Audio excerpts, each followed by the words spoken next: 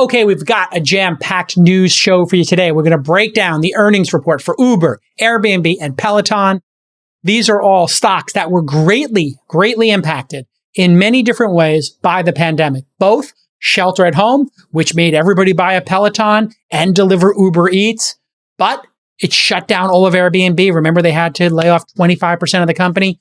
Then everybody YOLO, a year and a half later, wants to get out and to do longer stays. Airbnb has an incredible business in longer stays now that they didn't have previously. And Peloton is suffering because they have supply chain issues after everybody was buying machines because they couldn't go to the gym. What a mess. We sorted it all out. And then we're going to do our first edition of OK Boomer, in which producer Rachel explains to me, as a member of Gen X and I will represent the boomers as well, what is going on in Gen Z land. We're going to have these generational discussions every Friday on the show. Stick with us.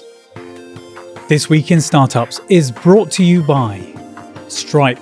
Join thousands of successful founders who choose Stripe as their payments platform. Whether you're an online or in-person retailer, software platform, marketplace, or subscription business, visit stripe.com to learn more about how Stripe can support your business today. Zendesk. Qualifying startups can join the Zendesk for Startups program and get 6 free months of Zendesk products. You'll also get access to an exclusive community of startups for advice and connections. Visit zendesk.com/twist today to get started. And SnackMagic is a stress-free way to treat your global team, clients, or sales prospects with a build-their-own snack box. Get 10% off with code TWIST at snackmagic.com/twist. Okay, Uber, which you may have heard I was the third or fourth investor in 11 or 12 years ago, reported their Q3 earnings today, and they grew revenue 72% year over year, which is amazing. But keep in mind, that's pandemic Q3 to this year's Q3. Obviously, things started to open up this year, and they took a net loss of $2.4 billion, mostly due to the CCP and their actions against Didi. If you remember, Didi, which is the Uber of China, was competing against Uber in China. That was an incredible decision by Travis and Emil and the team over there to really try to build a startup like Uber inside of China. Very rarely has that been done. And when they exited China, because they were behind Didi, they came to an agreement with them where they would get a significant portion of Didi. I think at the time it might have been 15-16%.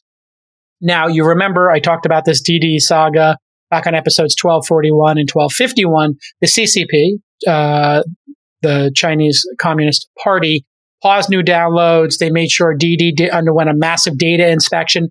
And this all happened like right around the same time as the stories around Jack Ma and Ant Financial were happening. And we've obviously seen the Chinese government's crackdown on privacy, on entrepreneurship, on capitalism continues. It may be sideways right now, is I think what a lot of people are thinking, and that China is going to start growing their companies again now that they have control over them.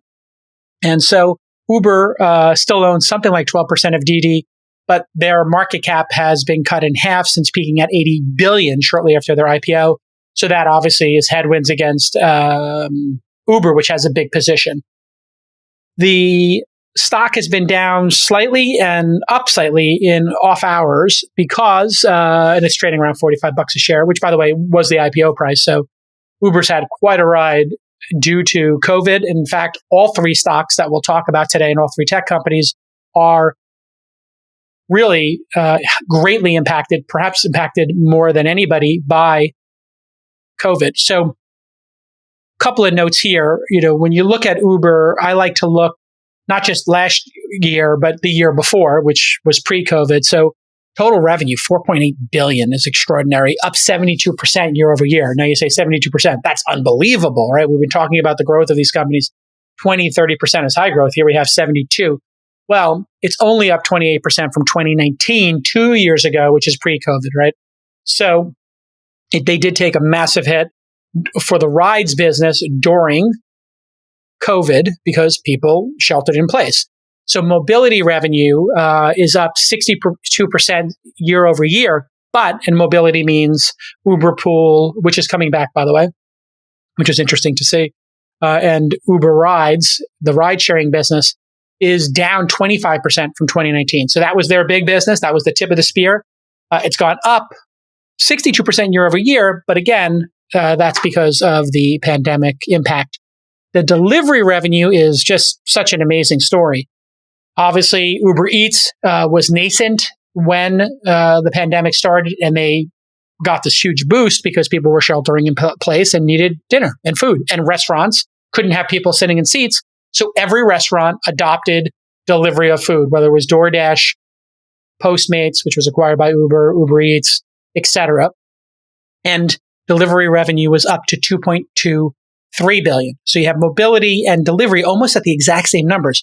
But delivery revenue is $2.23 billion. That's up 97% year over year. But here's the big story. From 2019, it's up 3.5x, right? More than triple. So the delivery business now equals the mobility, also known as the rides business. This makes a company like Uber anti-fragile. When people can't go out to dinner, delivery gets taken to give into their house, and they're adding all these new delivery options. They bought that company Drizzly, Corner Shop, and they've done a couple of other projects. I think Bed Bath & Beyond they announced. So this 15-minute grocery, half an hour to get electronics, this is going to become the norm. In other words, Uber is going to be a new Amazon competitor, in addition to doing the ride-sharing business. And I think that's super exciting for shareholders in Uber, which I still remain a shareholder in Uber and believe in the company. Freight revenue, interestingly, up 40% year over year and up 85% from 2019. Leor runs that business, and that's at $402 million. So that business is growing quite nicely. It seems small right now, just like Uber Eats seemed small 2 years ago. If this were to 3.5x, okay, now you're sitting on $1 billion business. Obviously, freight is something that's in Uber's wheelhouse. They know how to do logistics. They know how to move stuff around. Gross bookings, that means the total value of everything shipped, $23 billion. Wow, 57% year over year, up 40% from 2019 pre-COVID. And the delivery bookings is really interesting, 12.8 billion. Wow. And mobility bookings were 9.8 billion. The take rate, in other words, the margin, what Uber gets from that large number is 22% for mobility and 17.4% for delivery. Blended take rate, you put those two numbers together, 21%. Now the loss is $2 billion, that $2.4 billion loss, $2 billion of it is, outside their control. Mostly Didi, the value of other companies they own shares in. So Uber only lost $400 million for the quarter, which is pretty great from a cash position. Uber has plenty of cash, apparently, and the price of rides went up, and they have fierce competitors. So the ability for Lyft and Uber to hit break-even, modest profitability was something we always wondered about, and here we are. There was a moment where Uber had a profitable quarter, I believe, a couple of quarters ago because of an outside investment as well. You really got to take those out and look at the core business. In all these cases, for all three companies we're going to talk about today, the way I look at it is, let's look at what the consumers are doing. Let's look at the actual revenue. When all these other numbers get taken into account, the investments and other investments at Alphabet or Facebook looking at spending $10 billion on their VR and AR efforts. I always like to look at just what are consumers doing, whether it's the advertising spend on Google and Facebook or the deliveries here on these services, because that gives you a pretty good idea of what's going on. We talked also about monthly active users, daily active users, when we talked about Robinhood, I think last week. What Uber likes to talk about is MACS, MAPCS, monthly active platform customers. So this is unique customers who completed at least one ride or delivery in a given month. So that's, I think, very intellectually honest. It's not people who open the app or open the email like Nextdoor does. It's just, did you actually move yourself or food or delivery? Did you actually do a transaction? And so 109 million folks used Uber, or are using Uber per month. That's 40% year over year and 6% from 2019.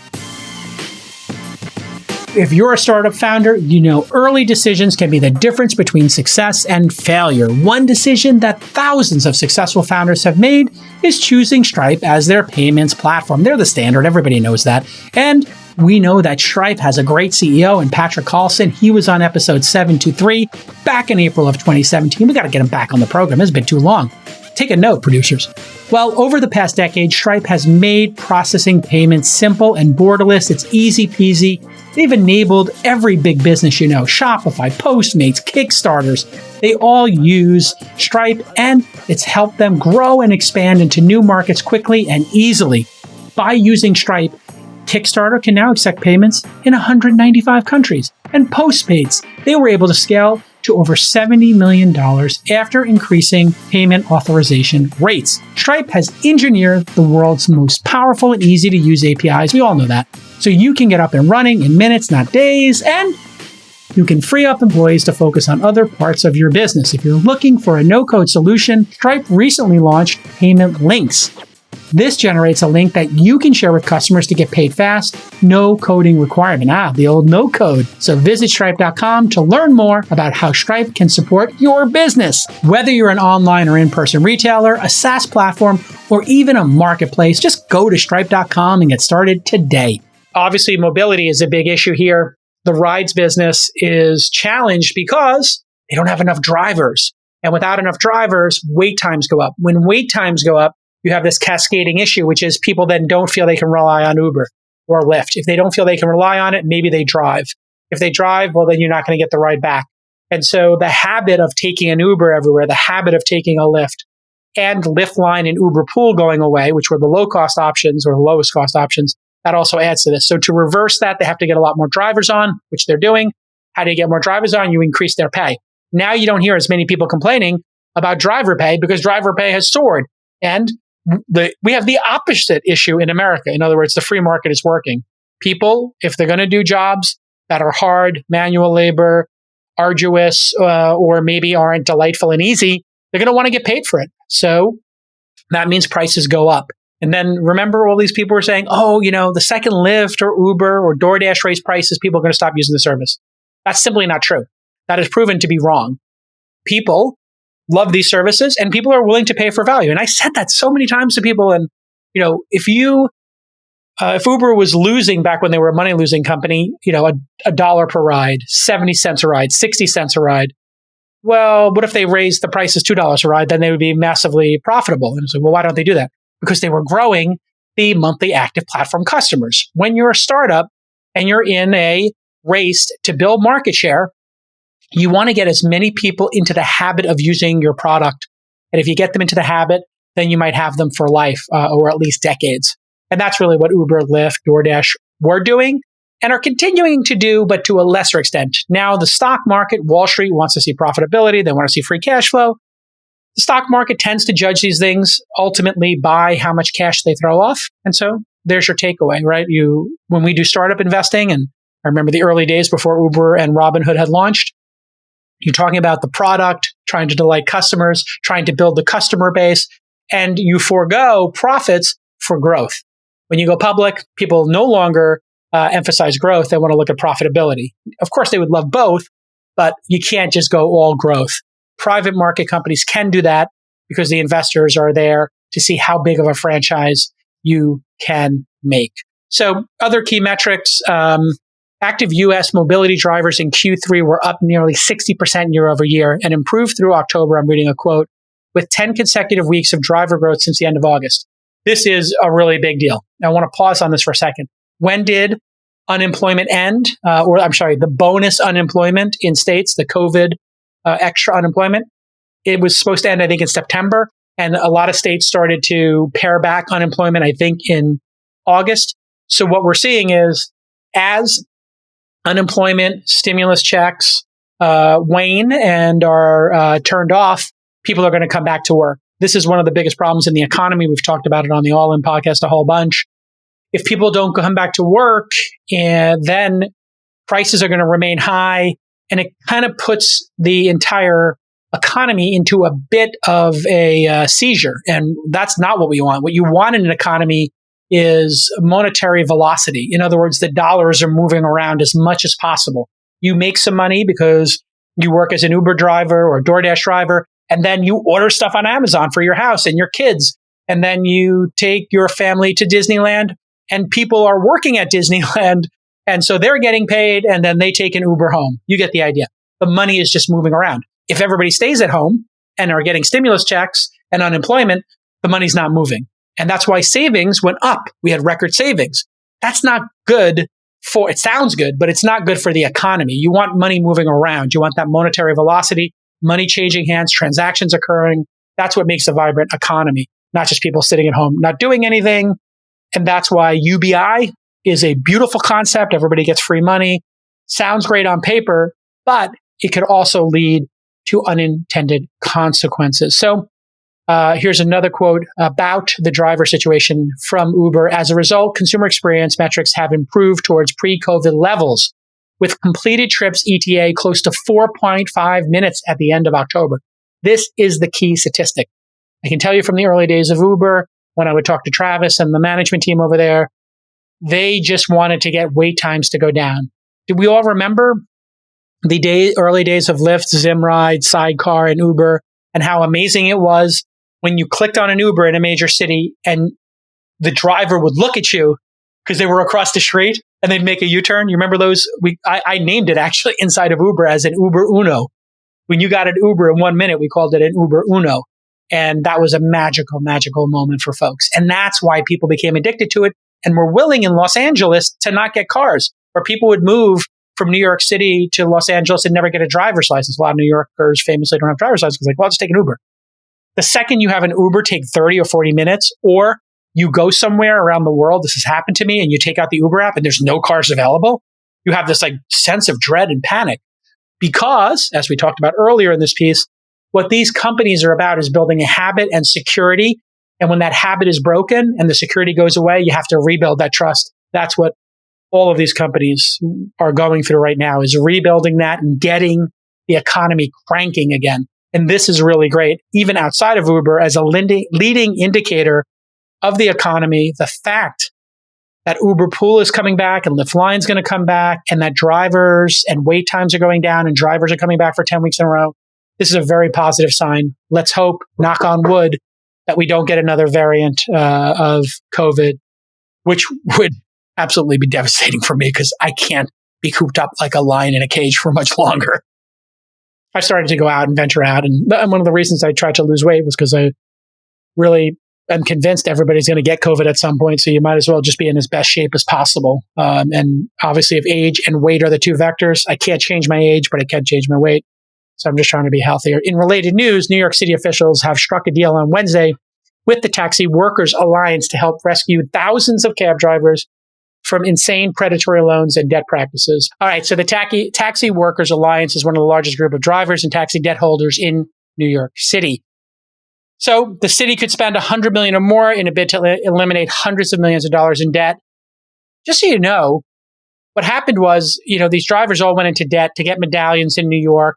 It's a whole predatory business. It's really gross and disgusting. I remember when I lived in New York, the taxi drivers were always fighting with customers, not all, but some.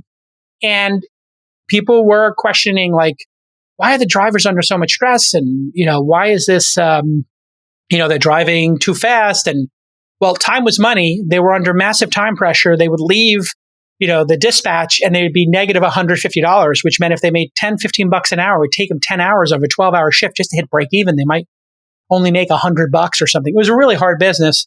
And they artificially capped in a lot of these cities with medallions who could run taxis. And you know who wound up buying them? Like all these attorneys and politicians knew about this grift and they bought them. Why should there be medallions at all? Why can't there be an unlimited number of drivers in a city? Why should it be capped? That was one of the original questions that the Uber team had. Like, we're not taxis. We're ride sharing, we're something new. And that great fight is what created this vibrant market. Consumers won, and the people who lost were the medallion owners, who were horrible people, who were predatory. And I'm really glad that the New York taxi drivers are now getting, some debt relief here, because it's just brutal for them to be under this much. And they literally did a hunger strike. That shows you how severe it was. And people are out here criticizing Uber. or Lyft or technology startups, let's look at who they've replaced. Let's look at the incumbents first, and let's look at who was making money there.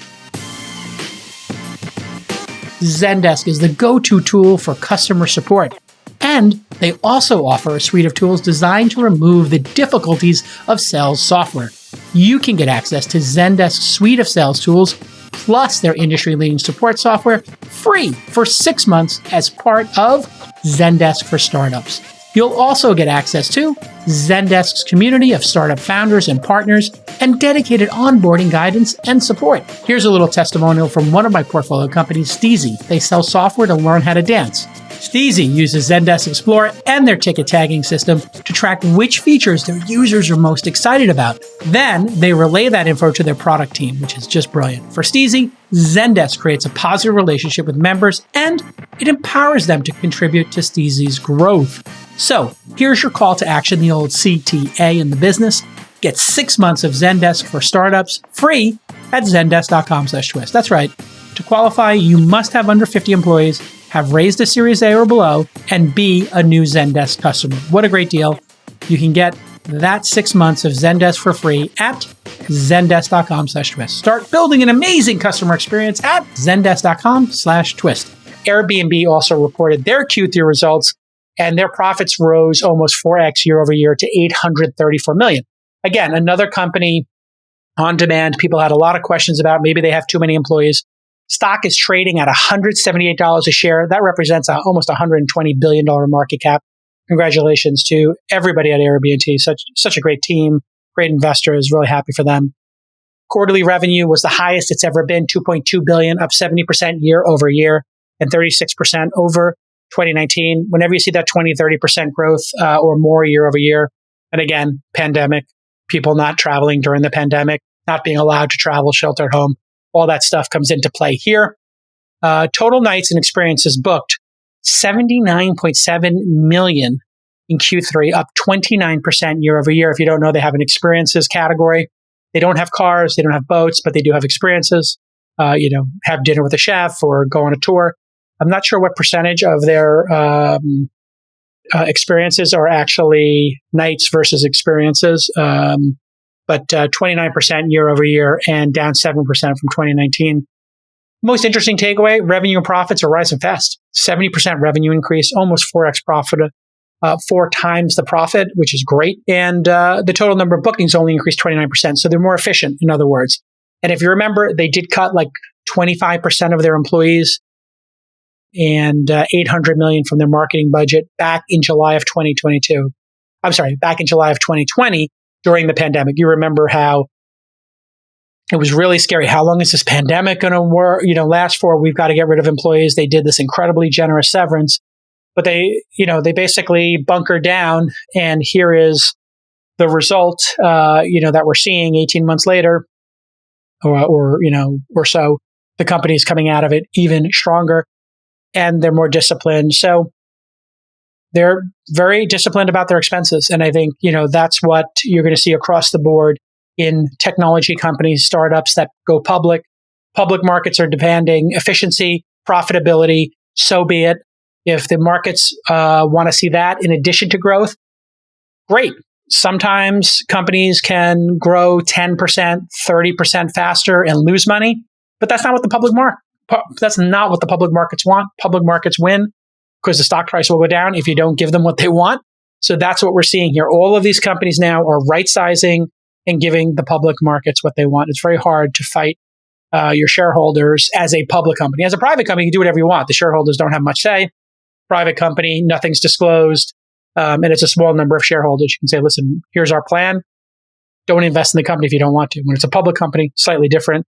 I did see a story that 135 hedge funds had bought into Uber, which they were saying in this story, I don't know if it's true or not, that's a massive sign of strength because they're, pretty hardcore investors. And Brad Gerstner, who's been on this program and All In, has some like massive position now in Uber. I've talked to him about it. He's very bullish on the company. And most people have price targets $60 or $70, which would be great for me. And I hope it happens. And congratulations to both teams. Other notes on Airbnb. People are also living in Airbnbs using this long-term stay. Long-term stays of 28 days or more was the fastest growing category for them and accounted for 20% of gross nights booked in Q3. That's up 14% year over year. That's crazy. Let's just pause there. 1 out of 5 bookings are for 28 days or more. That is definitely pandemic related and basically nomads, right? The fact that you can work from home, again, another second order impact of the pandemic is people are becoming nomadic or people are doing longer stays. And so who's the beneficiary? Who's the beneficiary of that? Obviously, Airbnb and the people who are the hosts. And more people are interested in hosting. Apparently, in Q3, hosts earned $12.8 billion on Airbnb, up 27% year over year. They don't list the number of active hosts, but we did see a footnote in a press release. They claim over 4 million hosts have rented out a space since 2007. Who knows how many are active? But that would mean the average host would have earned $3,200 in Q3. I don't buy that. I would say maybe if they've had 4 million hosts since then, they maybe have, half of those are active. So maybe $6,000. Really hard to know what is going on in terms of the number of folks. But let's move on to Peloton. Again, another company massively impacted by the pandemic. This is going to be a business case for all time. All 3 of these companies, including Robinhood and Coinbase, right, which benefited from the stimmy checks and people being at home and no sports being on TV. Do you remember that? From the pandemic's height of the pandemic, there was no sports. Peloton was down 31% in after-hours trading today after their quarterly earnings showed a decrease in bike sales and a massive increase in costs. Their current market cap is now $26 billion. Total revenue was $805 million, growing 6% year over year. This is after revenue boomed 232% from 2019 to 2020. Why? Gyms were closed. People set up bikes at home. I have the tread at home. I don't have the bike. And it's super expensive for a subscription. I think it's $30-40 a month on top of the cost of these treadmills and bikes, which are not cheap. Subscription revenue for them for the quarter was $304 million. That's 94% year over year. That's where they make their money. Is, if I'm paying $30 a month, that's like $90 a quarter or something. Maybe it's $100 a quarter. That would imply 3 million subscribers. I don't know if that's actually true, but actually I just did the back of the envelope and it says they have 2.5 million accounts paying $39 a month. So my back of the envelope was pretty close. They also have 887,000 subscriptions for their $12.99 digital only app. So you may or may not know this. Some people just buy, the cheapest bicycle they can find and they buy the Peloton classes and put an iPad. So if you were to go to Amazon where you typed DIY Peloton bike, you can find people who do their own DIY Peloton bike, which pretty cool, if you ask me. And pretty smart of them to have the digital only app. And also in their app, they now have cross fitness, yoga, and other types of classes. So that's kind of cool. They have a healthy 12-month retention rate of 92%. That's amazing. And you think about it, if you're buying a Peloton, you're rich, you're affluent. These things aren't cheap. $40 a month is $500 a year. And plus the bike cost $1,000, $2,000, whatever the treadmill cost. This is not a cheap thing. This is for the top, part of society currently. I think it will get cheaper as time goes on and more affordable. But there were fewer bike sales, and that's really the challenge here. And they lowered the price of their bike by $400 in August of this year, 2021, to get younger members. And so they are just getting crushed by that. And their costs rose significantly because of the supply chain. So here we go. Try to keep this in your head at once. Massive increase in sales because of COVID, then massive pain and suffering as people go back to gyms and they're stoked to get back outside because stay-at-home orders and shelter-in-place orders are lifted around the country and world. But there's supply chain, so even if people do want to buy one, you can't get it to them. Really, really tough. Also, they had the treadmill recall, which, there was like these tragic cases of kids playing on the treadmill, which parents, please lock your gyms, take out the safety key and put a PIN code on your Peloton. Right after they had a couple of reports of deaths with the treadmill, they said anybody could recall them. I was like, I'm not giving my treadmill back. Why would I do that? And the software was updated and said, put a PIN code in. I put a PIN code in and I always had the safety key on it. I take the safety key out and I put it in a little cup. So if one of the little ones goes to the gym, they simply are not allowed. There's no way for them to turn on the treadmill because there's 2 safety mechanisms. 1, the PIN code. 2, the safety key. 3, if they even come in the gym, I hit the stop button and I pull the safety key out. I will not be on the treadmill with them in the gym, period, end of story. Because I've seen the videos, and you probably heard tragically about Mike Tyson's daughter who died in a treadmill accident, not a Peloton treadmill. These things are very dangerous. They're moving very fast. Kids and dogs need to stay away from them. And if you just put your hand on them, like an escalator, think of them like more dangerous than an escalator. You can look at treadmill accidents on YouTube, and you will see kids getting dragged under the treadmills because that tread is going so fast that if a kid tragically gets caught under it, they can get pulled under the treadmill, and then it hits their skin, and it gives a crazy rash burn. It's really tragic.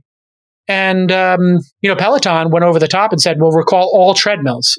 I thought that was over the top and unnecessary. Their treadmill, I don't believe, is any, somebody can fact check me on this, but I don't know that their treadmill is any less safe than any other treadmill. Kids should not be in the room with weights, tonal machines, treadmills, anything. It's just dangerous. If you look at their gross margin on the bikes and the treads, that really is going to impact CAC, customer acquisition cost. We all know about that.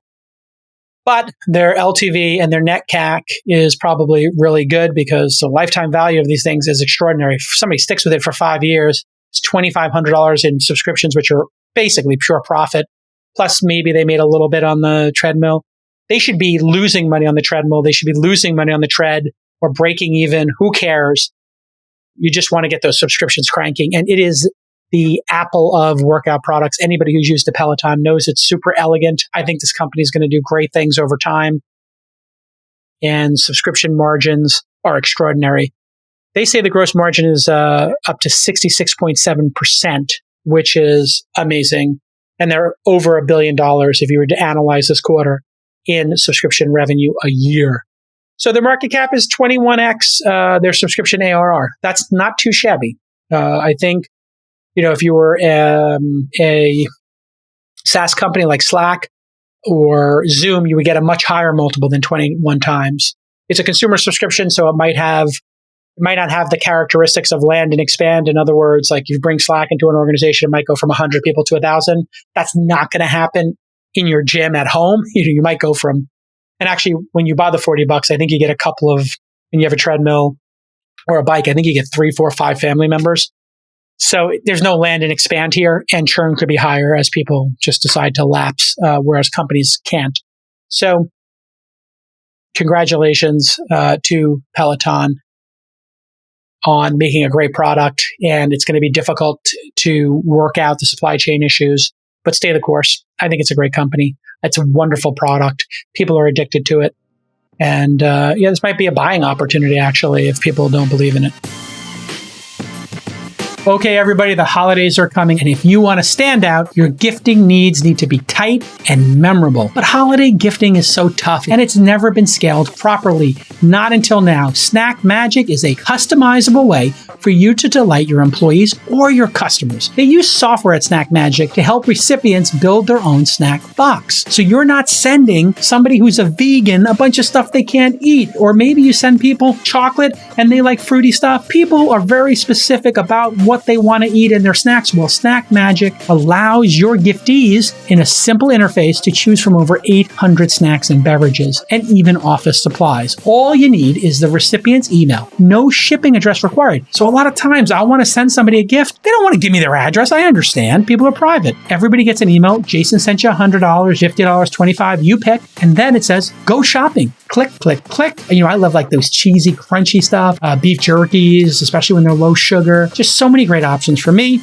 all nice and organized. And then I got the box. I opened it up. I snacked for 2 weeks. I felt so great about it. And you don't have to worry about things getting lost, getting home addresses. You just need to have the email. Whether you want to delight one person or 1,000, SnackMagic makes it so easy. Get 10% off with the code TWIST at snackmagic.com/twist. 10% off. That means every 10th person on your list is free. Huh?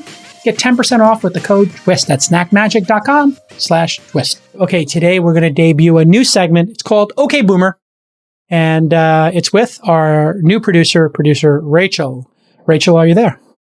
Hi, thank you so much for having me on. Okay, for those of you who can't guess what OK Boomer is, This is a segment where producer Rachel will report on something happening with Gen Z, and I, as a member of Gen X, will represent boomers and Gen X and maybe millennials, and we'll talk about it. Now, Rachel, I'm not sure your exact age, but you are Gen Z or millennial?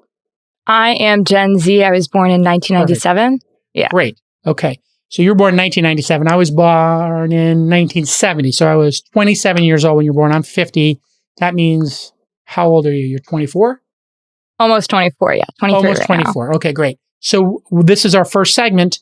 What do you have to share with us today about what's going on in Gen Z land?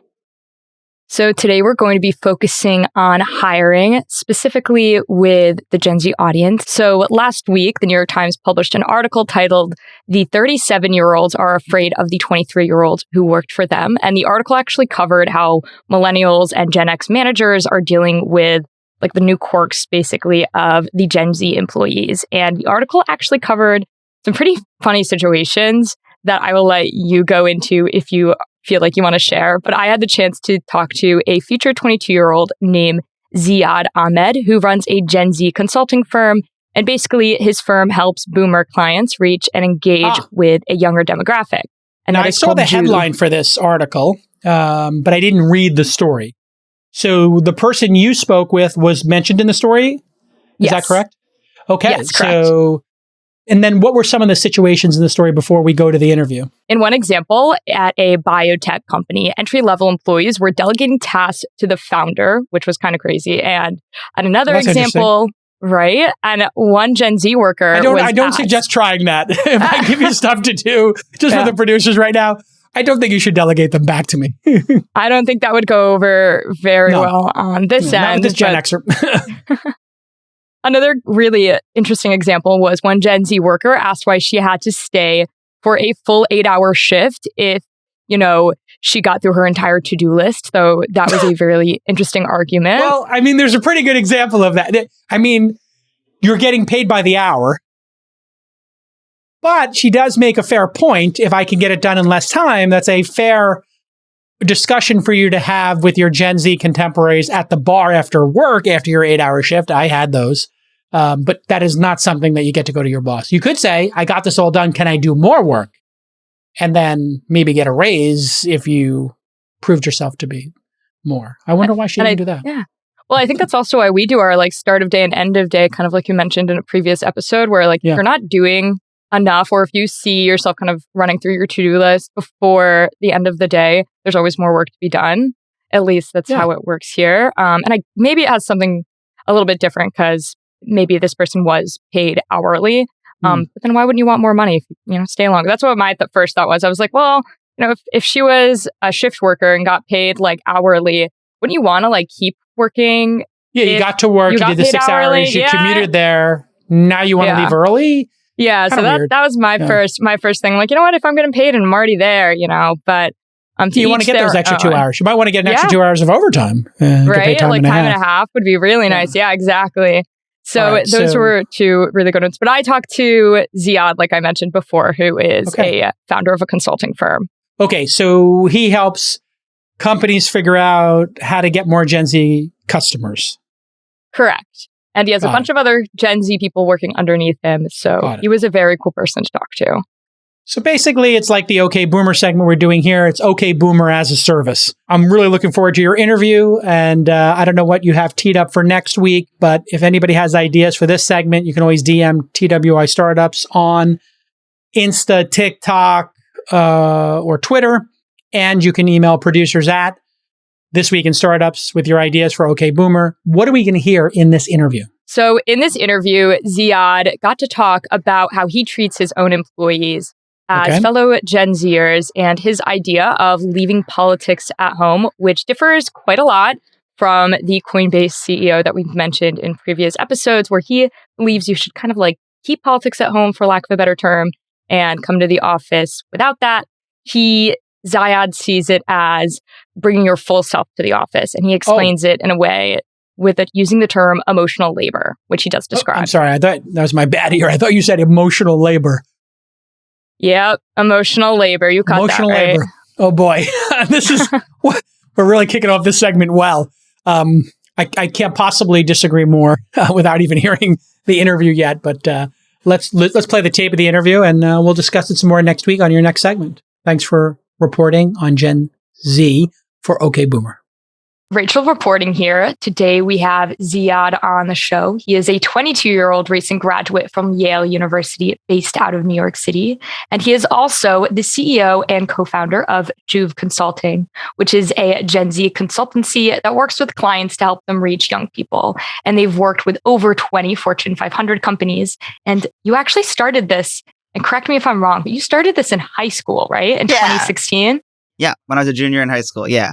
That is so cool. We found out about Juve from the recent New York Times article called "The 37-Year-Olds Are Afraid of the 23-Year-Olds Who Work for Them." And I thought that was an incredible title. And actually, producer Nick, who is on this with us right now, found that article and we all read it and thought it was really cool. And in the New York Times piece, you said, quote, "Do I think we already control the power? No, but we're pushing the envelope." I loved that. The New York Times article also reported that you responded to a Gen Z entry-level employee who voiced that they didn't find that their company's marketing really reflected their progressive values.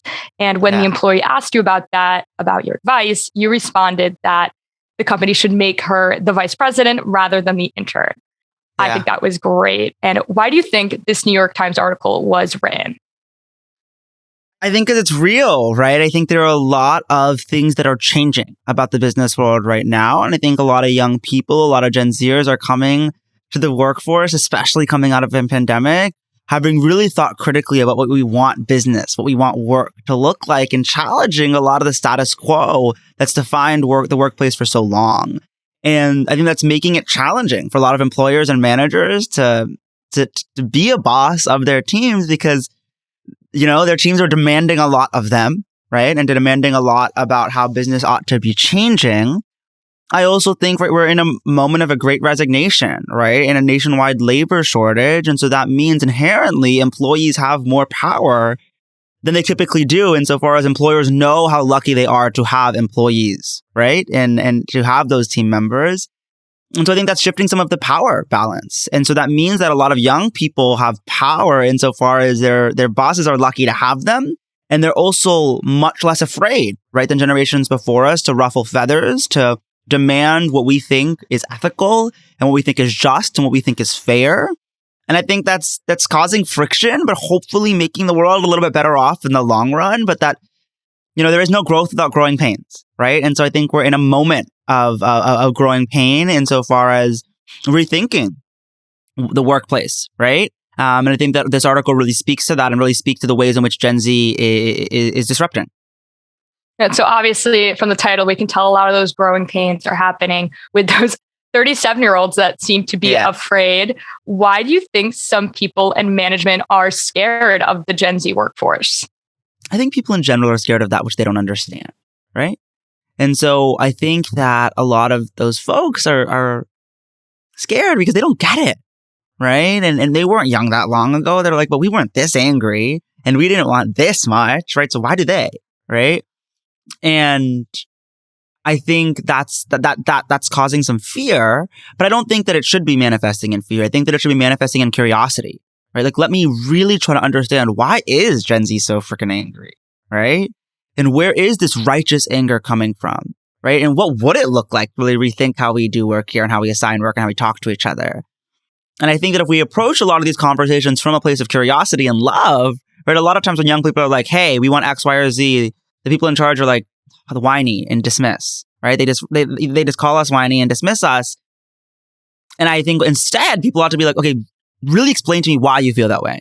And maybe it's not always possible, but let's have a real substantive conversation about it. And yes, that's asking a lot more emotional labor than a lot of managers are typically used to doing, but I think it's necessary, right? To both attract and retain top talent, right? And to be a good company, right? To be a good employer. But it's tricky. And look, I'm a young person who started a nonprofit when I was like 13, 14 years old, who spent a lot of time being like, yes, young people, demand our seat at the table. Don't wait our turn, right? Like, speak our truth to power. And now I'm also a 22-year-old CEO who has a bunch of Gen Z employees who has to answer for those demands, right?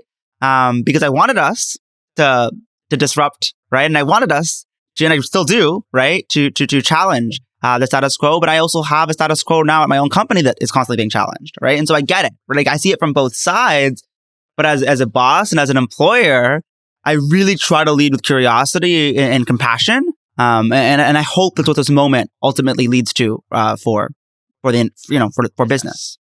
So you mentioned that you started a nonprofit, and like we mentioned in the beginning here, you started this back in 2016 when you were still in high school.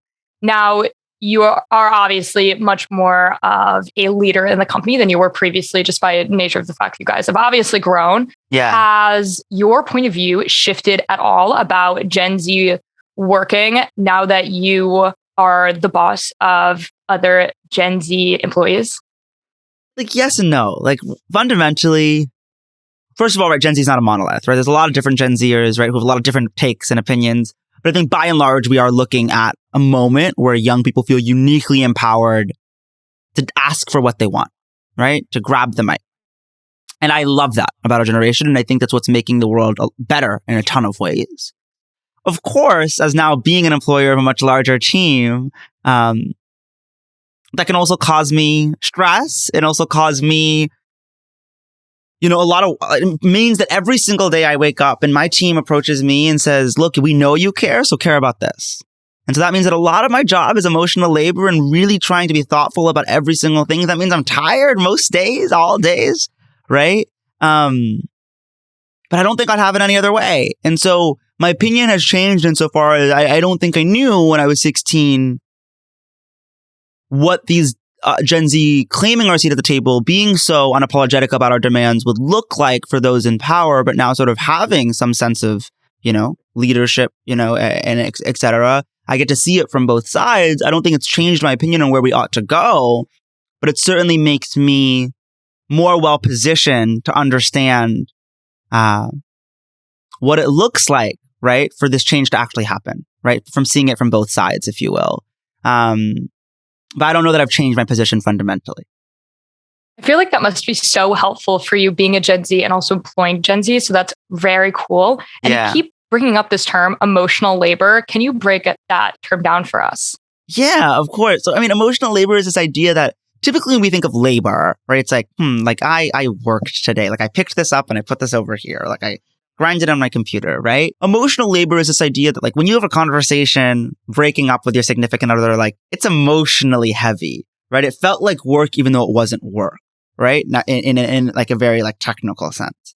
And I think a lot of the workplace is becoming increasingly defined by a lot of emotional, laborious conversations. When we talk about things like, okay, how do we challenge our own privileges and how do we create space, right? And how do we have hard conversations around politics? A lot of that requires emotional labor, right? It requires us really like being vulnerable, talking about our feelings, right? Being really uncomfortable, and that can be emotionally laborious, right? And I think that a lot of people are not necessarily used to performing emotional labor at the workplace, right? They've really compartmentalized, like, work is for work and outside of work is for emotions and politics. And I think for a lot of young people, it's like, nah, like, this is all one and the same, right? Because you don't see me unless you see my politics. You don't see me unless you see my emotions. And I shouldn't have to check my identity, my baggage at the door. I want to come to the workplace and be all that I am and have us reckon with that and reconcile that. And so I think we're asking our bosses, we're asking our clients, we're asking the business world to contend with that friction, with that tension, right? And young people have a lot of systemic critiques about business, right? Right, about hierarchy. And so we're having these conversations that can be really icky and tricky that a lot of people are not used to having. And I think that can inspire fear, but I hope that it inspires curiosity and compassion. That's very interesting that you mentioned that, because in a previous episode recently, Jason talked about Coinbase. And basically, Coinbase, the CEO told employees to keep politics at home. How do you feel about that? And will that give them a disadvantage when looking to hire Gen Z employees? Look, I can speak from the I perspective. If someone were to tell me to leave my politics at home, that means I'm staying at home, right? I am my politics. There is no separating me and my politics. As an American Muslim, I've not been given that luxury. From the moment I was born, right, people have politicized me and my identity and my family. And so I am political and all that I am, because the space that I think most of us, all of us take up is inherently political, right? And it's a reflection of certain policies that have allowed us to exist in the spaces that we do, right? I think sometimes in the business world, we conflate the word politics and partisanship, right? Like, I am political all the time. That doesn't mean I'm partisan all the time, right? And I don't think it's necessarily the role of every company and every brand to be partisan, but I do think it is important as employers, as managers, to understand that when we say we don't care about politics, that for a lot of people, a lot of young people, I think especially, we hear that as then you don't care about us, right? Because people's ability to get married, people's ability to have their day in court, people's ability, right, to walk the streets safely are a reflection of policies that we ought to care about if we care about them, right? It's hard to say that you love somebody, right, if you don't support the policies that allow them to live their best lives, right? And so when we're talking about how do we want to employ and empower people, I think it is a political act, but it looks different for different companies. And obviously, like, I run a purpose-driven Gen Z marketing agency, so disproportionately, it is incumbent upon me, right, to have these conversations, right, and to lean into a lot of this in a way that, frankly, right, in a lot of other spaces, they're not yet having all of those same conversations because they're attracting a very different talent pool and they're doing very different work, right? But I think eventually, I think everyone is going to have to be willing to talk about politics to some extent. And that's going to look different, and that's going to transform, and that's going to evolve. But at a baseline, I can speak from the I perspective and say, if you ask me to leave my politics at home, I'm not coming, and I'm staying at home. So I agree with you that there has been kind of a meshing of personal and private life, especially in the professional setting. So sometimes things come up. For example, we have a Slack channel at This Week in Startups where we get to talk about random things. It's literally #random. And we talk about things externally in our lives. I don't think that would have necessarily been a channel or a medium that would have existed a few years ago, because I definitely agree that there is this kind of blending of personal and professional life happening. Do you think that this is due to the increase of social media or other external factors, or do you think this is purely a generational phenomenon? Look, I don't think Gen Z is so different than generations before us in many ways. I think every young generation has looked at the way things are and says, things don't have to stay this way, right? And activates and mobilizes around this idea that things got to get better and we have to make them better, right? What I think is unique about Gen Z is our access to digital tools mean that our disruption gets to be mainstream instantaneously. It takes one tweet to bring down Fire Festival, right? It takes one post to trigger an international discourse that changes how society is talking about an issue. It takes one person to do their homework and change the narrative around a company, right?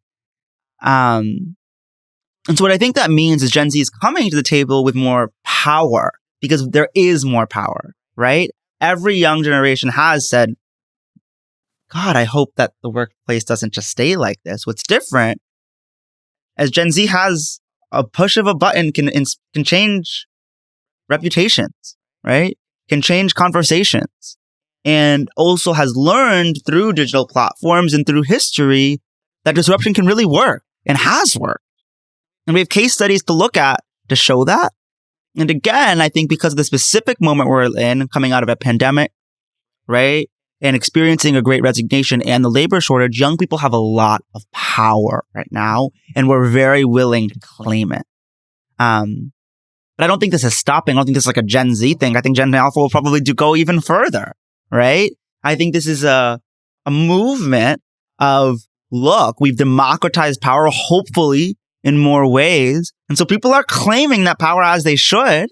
And now we're dealing with the ramifications and repercussions, and hopefully that makes some progress.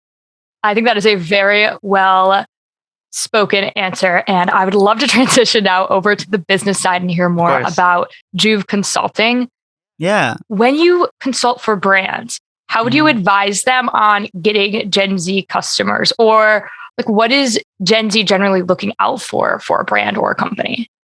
Yeah. Like, again, right? Like, Gen Z is not a monolith, right? And so it depends.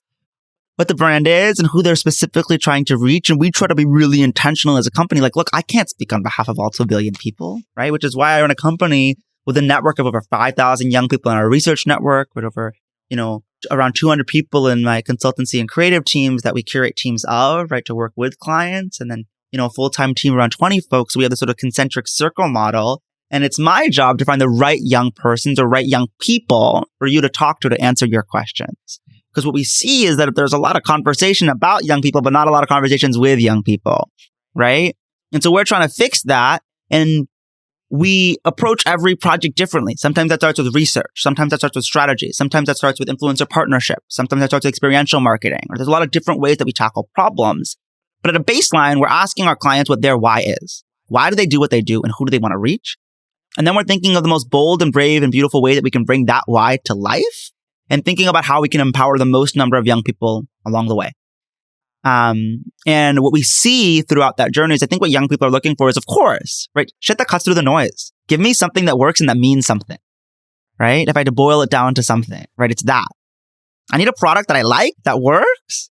And I need something that makes me feel good about myself and maybe the people around me, right? Because for a lot of young people, to connect back to the point about politics, every purchase, every decision that I'm making says something about me, my politics, who I am, right? And when I post on socials, when I exist in real life, and I wear certain things or I do, or I pull out something that I bought, it's making a statement. And I think young people are really cognizant of that because of social media, right? Our consumer choices are statements. And so I think brands need to be really careful and intentional. But what is the statement that it makes of a consumer to use or to buy your good, right? And so we're having a lot of those conversations to crystallize what that is, right? To think about how we can embed social impact into that and then to bring that to life. What reoccurring issues do you see that brands are creating? Like, what do brands do wrong that you see the most when you guys are consulting? Look, I think the number one thing is that they think a white paper is a sufficient replacement for real conversations, right? They buy some great data and Gen Z, and they're like, we understand Gen Z, right? But a white paper is not a sufficient replacement for meaningful conversation and engagement with a diverse community. And so we think the only way that you can really understand diverse young people is talking to diverse young people iteratively in real time. Our trends are changing every single day. And conventional research misses so much. You can't find out what a Finsta is if you don't know what a Finsta is. It's hard to frame the question accordingly, right? And so when you work with young people to craft the questions, to do the methodology, you're going to get more raw and gritty and honest results, right? It's hard to come up with a campaign that's going to resonate with young people. There's no diverse young people around the table. You're going to put out problematic ads, right? And content because you're not talking to the source. You're not talking to the people who are going to receive that message, right? And so we're trying to shift that, shift the norms. Like fundamentally, like I believe the expert on any reality is the person closest to that reality. And so we're trying to really push that and say, like, look, if you want to understand X, Y, or Z, let's talk to X, Y, or Z. The primary source is always the best source, and young people should be no exception to that rule. And so really that's where I see, the biggest flaw right now in the industry and in the marketplace is that there's a lot of conversations about us, but not with us. And there's a lot of reading about us, but few conversations with us. And so we're really here to change that because we're not guinea pigs, we're partners, right? And that's what we've been doing for the last 5 years is being partners, right? With everyone from major conglomerates to nonprofits to startups to political campaigns, because we are demanding our seat at the table and we are demanding better. And we're proud to do so. That is awesome. I think you guys are absolutely killing it. And I think you really hit the nail on the head when you covered that people are talking about us and not with us, because it's really funny. I don't know how active you are on Twitter, but I always see articles written up about things that Gen Z, like things that are happening in Gen Z culture that people are kind of touching on from the outside in.